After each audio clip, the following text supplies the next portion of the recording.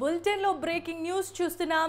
ACP Umamaheswararao ఇంట్లో దాదాపు 12 గంటల పాటుగా సోదాలు కొనసాగుతున్నాయి. ఈ సోదాల్లో సుమారు 40 లక్షల రూపాయలు విలువ చేసే నగదు, బంగారు, వెండి ఆభరణాలను స్వాధీనం చేసుకున్నారు.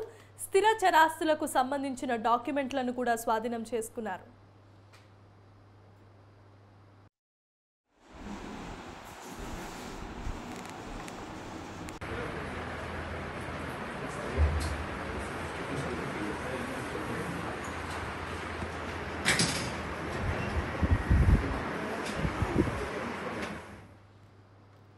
విజువల్స్ చూస్తున్నాం.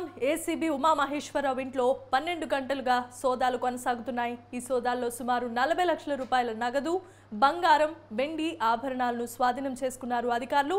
స్థిర చరాస్తులకు సంబంధించిన డాక్యుమెంట్లను కూడా స్వాధీనం చేసుకున్నారు.